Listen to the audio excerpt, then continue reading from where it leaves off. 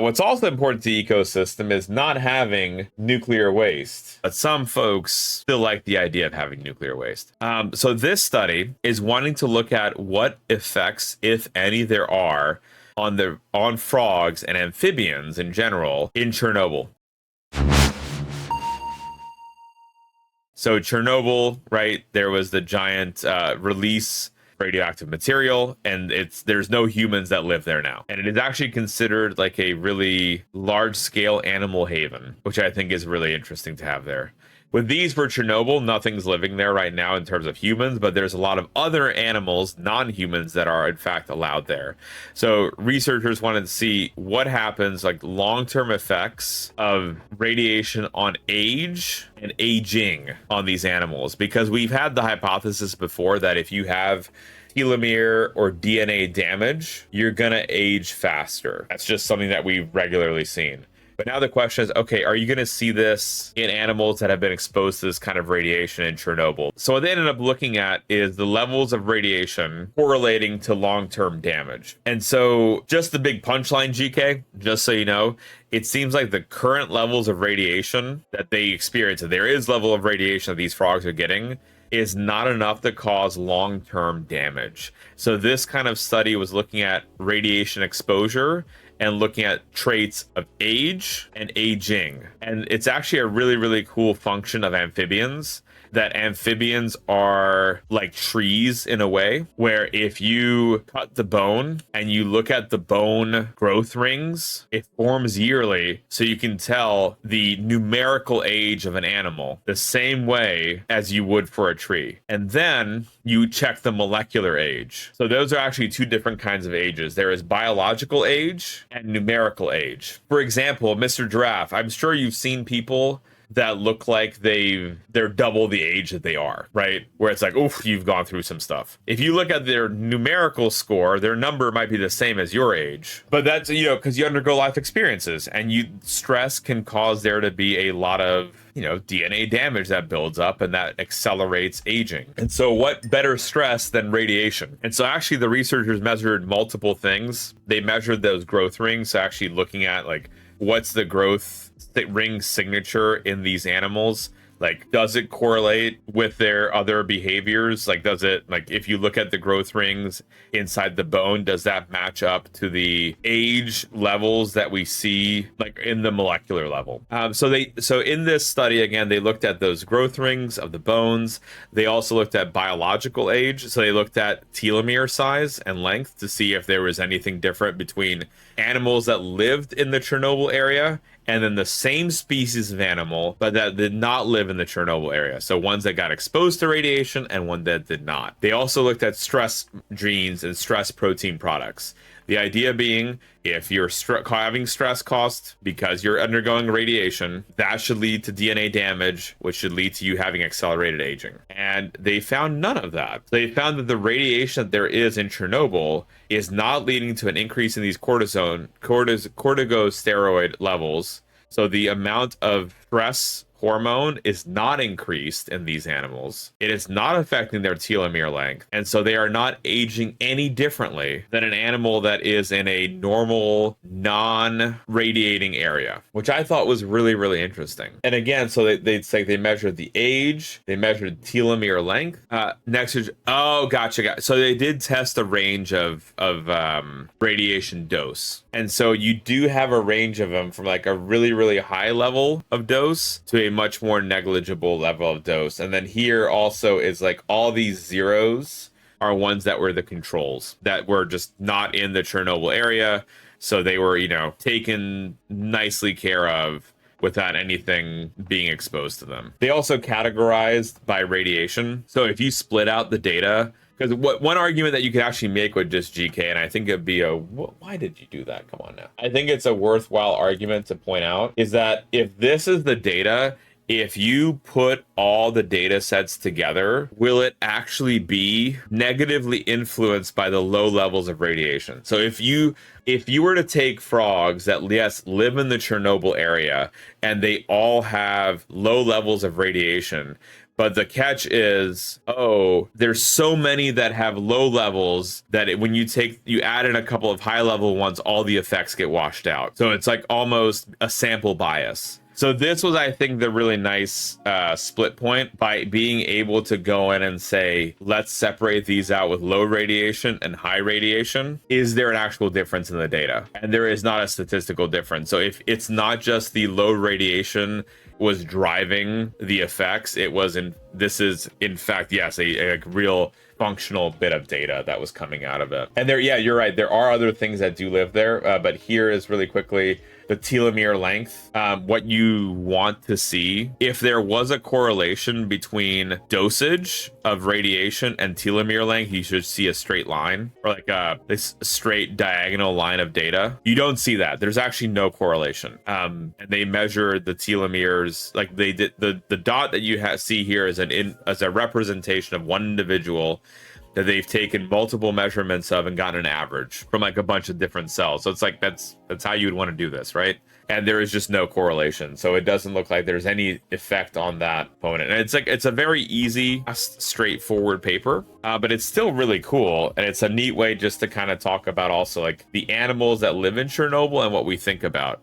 Because it's a question that no one really understood, right? Or no one really even had the prediction for. Like, what would you predict? I don't know. Naively, I might be like, well, in this area, if there's radiation, it's going to mess with the animals. Now, like, that's not a crazy hypothesis, right? Like, we know radiation's bad. So let's just see, like, if it's acting on them. Now, what they didn't sequence the genome of these frogs to see if they've picked up some kind of mutation that's protective against the radiation or something. They just asked a fundamental question. You know, are they living shorter lives and are they aging faster? Like, what is the effect of the radiation on them now? We don't have any genetic basis for it. It's just a neat bit of info. Some of the effects, y'all, of the radiation that they have found in Chernobyl, like all these various things that they've had, they found, I wrote down. So blood biochemistry, liver function, they found elevated mutation rates, stop mutations. So for if Glued with Gold is still with us, we talked about those amino acid sequences contributing to the proteins. It turns out if what you have is a mutation that causes a premature stop, instead, it's like if you're trying to make a protein and you give it an early stop code, you won't make the whole protein. So it's like just lots of fundamental differences that will alter the very function of this animal. The water, most likely, yeah. I would assume that there's some kind of testing on that too. So they found that, you know, in this paper that we're reading, other animals have been negatively affected.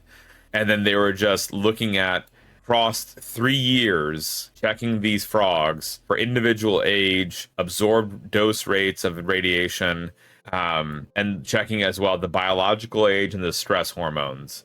And they thought that the radioactive frogs would look different in terms of age than those that weren't, and also have shorter telomeres and higher stress hormone. And they find that none of that is true. So it's an interesting paper because it's almost a negative result, but they still went and published it. And this is what I found, I guess, maybe a little surprising. I wish that they would looked into a little bit more is what are the genetics of the frogs that were studied in this paper, right? Because even if they're not showing this level of stress that you would expect, maybe I'm just being naive, but I might predict that they would have some kind of mutations that would cause them to be more resilient, maybe against radioactivity, right? So like if it looks the same as you're non-exposed, wouldn't that suggest that there's some kind of mutagenesis that's been happening to make them more resilient? And maybe like if you come with me on this journey, if you take those frogs out of the radiation,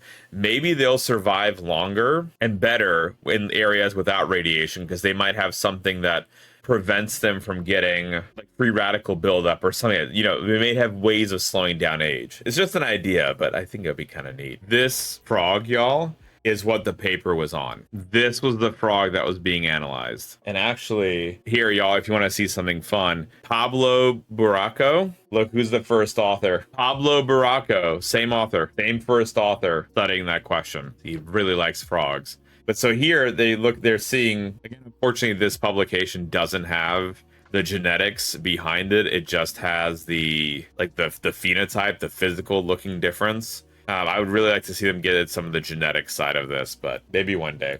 So, But they were pointing out that in nature, in this area of Chernobyl, the darker pigment is more protective against radiation. And so they found that in areas of higher radiation, they found more of these dark colored frogs. And the suspicion is that when the radiation like was at really at the highest levels, the lighter colored frogs just died off. And so now it's like the population shift was to the much darker pigmented frogs. I mean, Jav, I would imagine they haven't lost in the genome the ability to have those lighter, more green colors. It might just be something where if you took away the selective pressure of the radiation, then you have a different selective pressure that might act on it. Or if there's nothing pushing on it, then you'd have those variants start appearing again, and they're not getting removed from the population early on. And so maybe it is reversible too. We don't know. That was Chernobyl, where they were looking. Where they had been 30-year plus studies. This one was looking at like the effect of radiation on certain frogs and seeing like if there is an effect difference of their biological age versus their numerical age. And they actually found that there was no effect even at high levels of radiation. They did not have shortened telomeres, which is usually associated with aging. When you cut into or take a cross section of amphibian bone, it has growth rings, much like a tree. And so that's how you can tell like the actual like numerical age. It matched up just fine with the telomeres. And then they were like, well, maybe they have higher stress hormone, right? Because you're living somewhere radioactive. And the frogs did not have higher stress hormone. And so the thing that I would have liked to have seen is actual sequencing experiments to figure out why this is. Because it almost sounds like the frogs are protected. Like there's some kind of genetic protection that's keeping some of these effects from happening. Effects of radiation in small animals depend on a specific species, environmental conditions. Their higher dose absorption, faster metabolism, greater environmental interaction generally make them more vulnerable to radiation's harmful effects. Predicting these impacts requires considering not only the size, but also life history and ecological habitat of the species in question. Okay. So this group, their specialty is the frogs. So I will happily accept their definitions then of what would be radioactive to the frogs, just because they've have a long set of publications on it. I think that would be a fair metric to be doing it. TLDR frogs find a way. Yeah, I would like to figure out how they found a way. And again, I think that's just going to be a additional experiment set to do that we just don't yet have access to. How many milligrades of I don't know that either, because I don't think that's a measurement we can do, Matt.